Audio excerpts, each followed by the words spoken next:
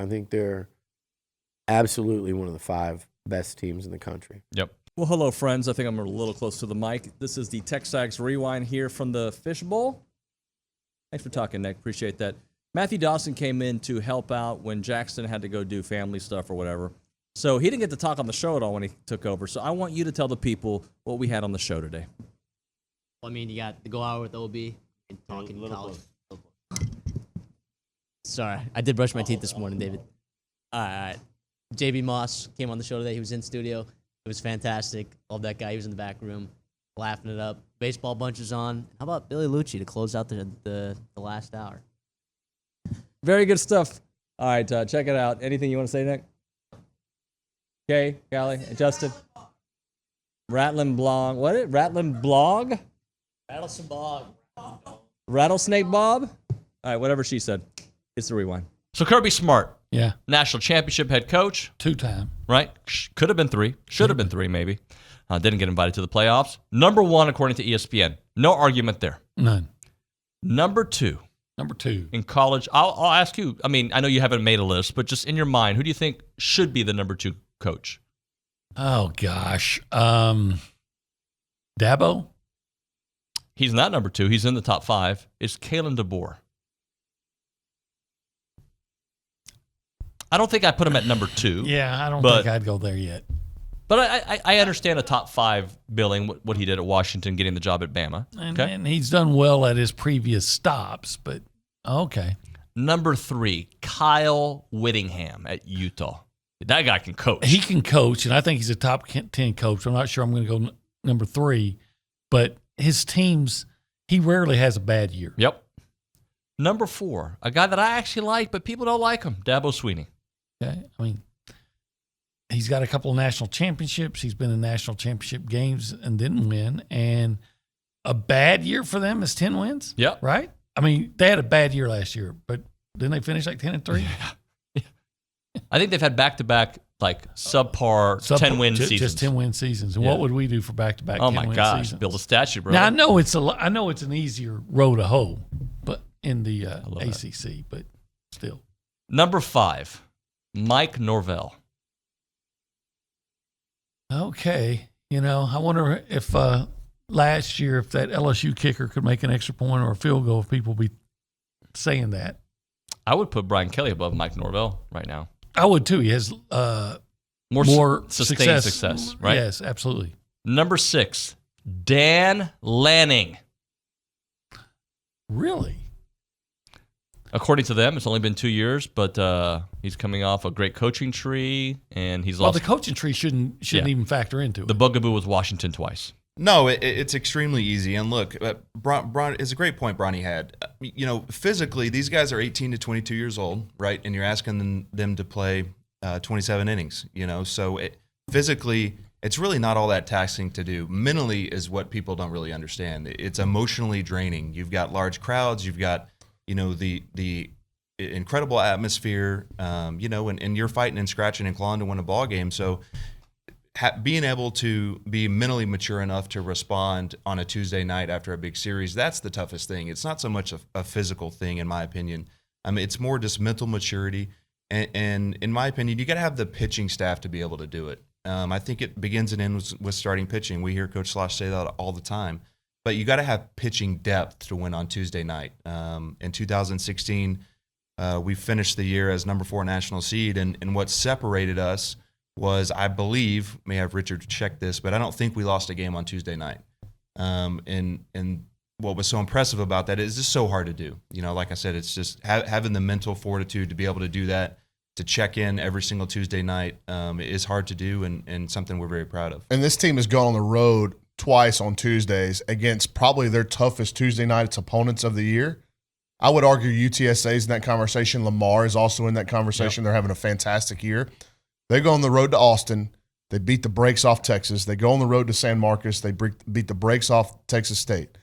So it's like, dude, when they know that they're going to be challenged, they turn it on and they really go. Well, I think championship caliber teams bring the same mentality every game. You're right. And I think we can say that this group does that, but you're not going to be sharp every Tuesday. Sure, no, but so I'm like saying when the you mindset. when you So I think too, and JB can speak to this, is like it's hard. I know as a player at McNeese State, we would come into Texas A&M or we'd go to LSU in the midweek with a chip on our shoulder. Played half the year already, so certainly, and they've won 3 straight SEC series. They've done it at home. They've done it on the road. Like, why wouldn't you be able to buy in? They're undefeated in the midweek. They're finding ways to win games in different ways, depending on the opponent, depending on how they play. They don't give up. Why wouldn't you buy into them? They're ranked 3rd in the country for a reason.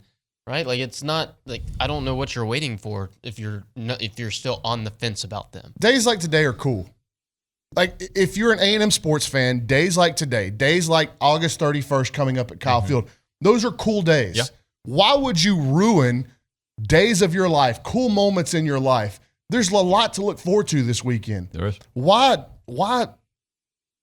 dampen that in any way, shape, or form because you're worried about the expectations level of this team and what you've experienced in the past? Like, to me, that's a life decision that you're deterring fun in your life by choice. Like, hey, it's okay to get fired up about this baseball team. It's okay to get fired up about the football team if they're playing well. That's okay. Like, there's a certain, and I think just based off the reaction I've been able to read on our message boards and talking to people in town, I think there are plenty of folks walking around Bryan College Station that are plenty fired up about this Aggie baseball team. I really do. There's a small sect of them, though, that will not allow themselves to get happy because they're so worried about what might happen if I get happy. They're just waiting for the other shoe to drop, right? Yeah. And so you're not going to take any enjoyment in a team until they get to what point? Until they're named a top 8 national seed? Until they win a regional? Until they win a super regional? Until they get to the championship series in Omaha? Like, where's the fun in that? If you're just jumping on the bandwagon at the end, where's the fun in that? You didn't enjoy the ride.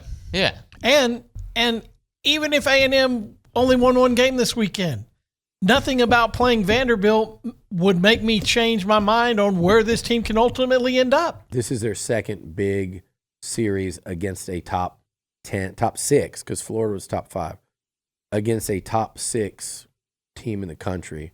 So you can kind of, little progress report. Hey, our first SEC series, we went on the road, dropped 2 or 3 to a top 5 team. Fast forward 4 weeks, 5 weeks, and we've won every series since, including beating Vanderbilt. It would be massive, dude. And think about it like this. Not only did you just beat South Carolina, you've got Vandy this weekend, and then you've got South Carolina. We're talking about 3 straight weeks of SEC-ranked teams. I think Bama right now is 24-ish. Yeah. So that's Auburn. You're talking about Auburn? Sorry, Auburn. Bama. Are they still? Bama's 25. Auburn's unranked because they've been struggling in the SEC against really good teams. I watched all 3 of those here. I'm not sure Auburn's not better than Mississippi State and South Carolina. Yeah. In my just watching the game's opinion, I'm not sure Auburn's not better than those 2. It doesn't matter. What matters is you look at that record in the last 3 series, and they're 7-2 in 9 games against Mississippi State, Auburn, and on the road at South Carolina. That's really damn impressive. And if you can make that 9-3 against Mississippi State, Auburn, South Carolina, and Vandy, oh boy. Now you're talking about who's better, A&M or Clemson? Who should be ranked number 2? I think after you got to go do it, though. Vanderbilt winning any series against Vandy, home, away, when they're number 1, when they're number 6, when they're number 12, it's really tough. And I don't think you wouldn't know much baseball if you just assumed that A&M is going to win 2 of 3 just because it's at home and there's going to be a ton of fans there. Vanderbilt's really good. They're really good. But I think A&M is really good. And I think Texas A&M, I think they'll win 2 or 3 in this series. I just think A&M at home, the way they're built, I think this is I think their ranking is warranted.